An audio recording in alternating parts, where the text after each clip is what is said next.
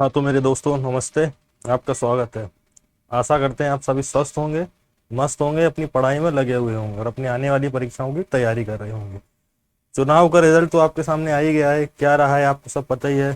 कौन जीत रहा है, किसकी सरकार बन रही है, किसका बहुमत है, किसका क्या है, ये तो सब आपको जानकारी है ही है। जैसा सरकार ने लोहानी वादे किए थे जनता के साथ, वैसा जनता ने उसको क्या किया है, परिणाम दे दिया है। कहा जाए बीजेपी जो कि 400 का अपना दावा करती थी, उसको 400 सीटें तो छोड़िए, बहुमत भी नहीं मिला है, मतलब पूर्ण बहुमत उसको नहीं मिला है। एनडीए सरकार को पूर्ण बहुमत मिला है। तो यही जो अभी हाल में 18वीं लोकसभा के जो चुनाव संपन्न हुए हैं, उसके बारे में आपको जानकारी दी जाएगी। का चुनाव था, ये 18वीं लोकसभा का चुनाव था। इस बार जो लोकसभा का चुनाव हमारा हुआ है वो कौन सा चुनाव है? 18वीं लोकसभा का चुनाव हुआ है। अब यही बात किया जाए इस संदर्भ में कि पहली बार चुनाव भारत में कब हुए थे, तो पहली लोकसभा का चुनाव 1951-52 के अंदर हुआ था। इस समय जब चुनाव हुआ था तो कांग्रेस की सरकार बनी थी और पहले प्रधानमंत्री के रूप में पंडित जवाहरलाल नेहरू ने अपना कार्यभार संभाला। अब हम लोग चुनाव, जैसा कि पता है आपको, देश में हर 5 साल के अंदर होता है, लोकसभा का चुनाव हो या विधानसभा का चुनाव हो। तो यहाँ अगर लोकसभा के चुनाव की बात की जाए तो लोकसभा का चुनाव अभी हाल ही में, कल ही इसके चुनाव के नतीजे आपके सामने आए हैं। तो जब चुनाव के जो नतीजे आते हैं या चुनाव जो कराता है, उस एजेंसी का क्या नाम है? चुनाव आयोग नाम। तो इस चुनाव आयोग की स्थापना कब हुई थी? 25 जनवरी 1950 को। इसीलिए हम लोग 25 जनवरी को क्या मनाते हैं? मतदाता दिवस के रूप में मनाया जाता है। मतदाता दिवस के रूप में कौन सा दिन मनाया जाता है? 25 जनवरी मनाया जाता है। वर्तमान में मुख्य चुनाव आयुक्त हमारे कौन है? राजीव कुमार जी हैं। ये राजीव कुमार का कौन सा क्रम है? 25वें क्रम के हैं। कौन से क्रम के हैं ये? 25वें क्रम के हैं ये। इन्होंने अपना पद कब ग्रहण किया है? मई 22 मई 2022 से ये पद पे कार्यरत हैं और ये 25वें क्रम के क्या है? मुख्य चुनाव आयुक्त।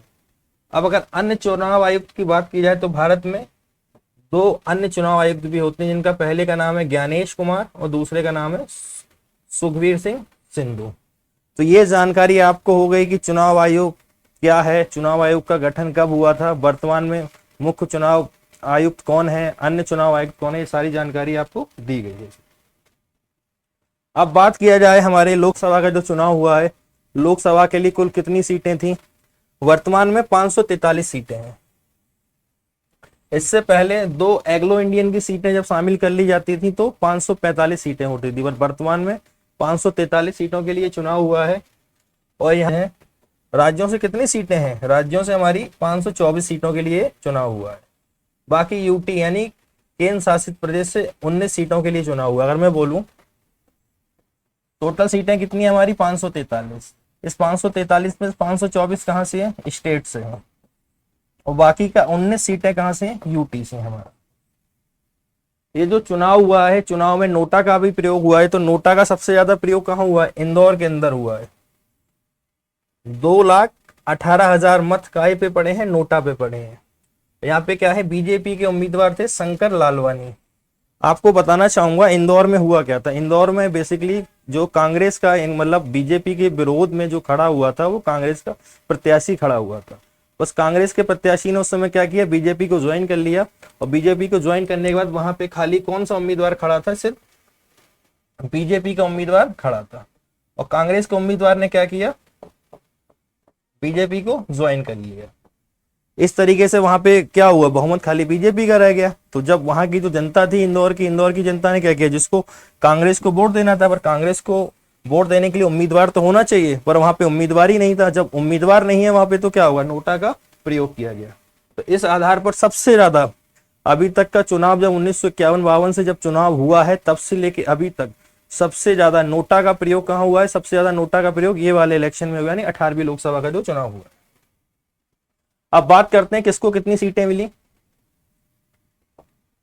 तो सीटों का अगर हम बंटवारा देखें तो इस समय जो सीटें मिली हैं, 240 सीटें किसको मिली हैं? बीजेपी को मिली हैं। और हाँ, आपको एक चीज और बताना चाहेंगे, टोटल सीटें हमारी कितनी है? 543 सीटें हैं। इस 543 सीटें में अगर किसी को भी पूर्ण बहुमत चाहिए तो 50% सीटों की जरूरत होती है। इसका जब आप 50% करेंगे तो निकल के आएगा 271.5% आपका निकल के आएगा ये। तो 0.5 कोई आदमी को आधा तो नहीं लेंगे, तो यहाँ पे क्या किया था, एक बढ़ा के यानी 0.5 272 सीटें चाहिए होती है। जरूरत कितनी सीटें की है, 272 सीटों की। एनडीए को मिला के इनका बहुमत हो रहा है, पर अगर खाली बीजेपी को बात किया तो बीजेपी को सिर्फ कितनी सीटें मिली हैं, 240 सीटें मिली हैं। दावा क्या था इनका दावा था 400 पार। पर दावा क्या हुआ, वो तो जनता का रुझान है, जैसे जनता को पसंद हो, जो आपने कार्य किए, जो आपकी योजनाएं थी, उसके हिसाब से क्या था, जनता ने आपको मत दिया। अब जनता ने आपको मत दिया, उस हिसाब से आपको क्या मिला, चुनाव के नतीजे आपके सामने हैं। वहीं अगर कांग्रेस की बात की जाए तो कांग्रेस को कितनी मिली है, एक कम 100 यानी कि 99 सीटें मिली है कांग्रेस को। और समाजवादी पार्टी की बात की जाए तो 37 सीटें मिली, यानी कि पूरे भारत में तीसरे नंबर पर जो राजनीतिक पार्टी है वो हमारी कौन निकल के आई है, सपा निकल के आई है, समाजवादी पार्टी आई है। इससे कहाँ, यूपी के अंदर है। टोटल यूपी के अंदर कितनी सीटें हैं, 80 सीटें। इस 80 सीटों में सबसे ज्यादा सीटें किसको मिली हैं, समाजवादी पार्टी को मिली हैं। समाजवादी पार्टी को कितनी सीटें मिली हैं, 37 सीटें यहाँ पे मिली हैं। वहीं बीजेपी की बात किया जाए तो बीजेपी को 33 यानी 33 सीटें मिली हैं। इंडियन नेशनल कांग्रेस यानी कांग्रेस को कितनी मिली है, 6 सीटें मिली हैं। आरएलडी को कितनी मिली हैं, 2 मिली हैं। बाकी अन्य को एक ये और एक यानी 2 सीटें मिली। ये 80 सीटों के लिए चुनाव था, यानी कि भारत में सबसे उत्तर प्रदेश में है। उत्तर प्रदेश के बाद में सबसे ज्यादा सीटें कहाँ हैं, महाराष्ट्र में है। अगर हम उत्तर प्रदेश के संदर्भ में बात की जाए तो जो हमारे माननीय प्रधानमंत्री जी हैं वो कहाँ से इस बार लोकसभा का चुनाव लड़े थे, बनारस यानी काशी की सीट से चुनाव लड़े थे। तो काशी की सीट में इस बार मोदी जी को जो सीट मिली है वो लगभग 1.5 लाख सीटों से क्या है, ये विजयी हुए हैं। और इनके जो विपक्ष में थे कौन थे, अजय राय जी थे। ये कहाँ के थे, इंडियन नेशनल कांग्रेस के थे। ये किसके प्रत्याशी थे, इंडियन नेशनल कांग्रेस के प्रत्याशी थे। वहीं अगर 2019 के लोकसभा चुनाव की बात की जाए तो ये लगभग 5 लाख सीटों से जीते थे। 4,79,505 वोटों से क्या हुए थे, विजयी हुए थे। जबकि इस वर्ष ये 1,52,513 वोटों से क्या हुए हैं, विजयी हुए हैं। तो आपने अंतर देख ही लिया होगा कितना अंतर है, कहाँ 1.5 लाख और कहाँ 5 लाख। अब ये यूपी के संदर्भ में बात किया जाए कि कुछ विशेष जगह है जहां से कौन जीता है। जैसे लखनऊ की बात किया जाए, लखनऊ से कौन जीते हैं, राजनाथ सिंह जीत गए हैं। इनके विपक्ष में कौन थे, रविदास मेहरोत्रा थे समाजवादी पार्टी से। वहीं अगर हम लोग बात करते हैं अमेठी की, तो अमेठी से कौन जीते हैं, समाजवादी पार्टी के किशोरी लाल जी थे। किसको हराया है इन्होंने, स्मृति ईरानी जी को हराया है। वहीं अगर हम लोग बात करें कहाँ की, अयोध्या की, यानी कि फैजाबाद सीट की बात करें, जो कि बहुत महत्वपूर्ण सीट थी। यहाँ पे अवधेश प्रसाद जी जीते हैं। और किसको हराया है इन्होंने, लल्लू सिंह को, जो कि बीजेपी से थे। वो कहा था ना कि यहाँ पे अयोध्या में वो कहावत सिद्ध होती है, आपने आजकल देखा वो ट्रेंडिंग में चल रहा है कि राम को ये नहीं लाए थे, राम इनको लाए थे। बात किया जाए रायबरेली से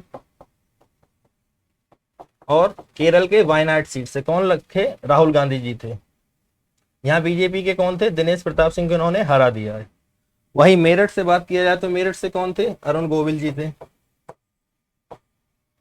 रवि किशन जी कहां से थे, गोरखपुर से लड़े थे। और हाँ, पहली बार नगीना सीट से, उत्तर प्रदेश की नगीना लोकसभा सीट से कौन जीते हैं, चंद्रशेखर आजाद जी जीते हैं।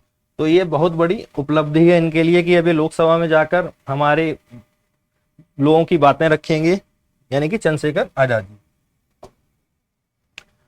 अब बात करते हैं कि सबसे ज्यादा सीटें यानी सबसे ज्यादा विजयी बीजेपी कहां हुई है, 29 की 29 पूरी सीटों पे, यानी कि मध्य प्रदेश में।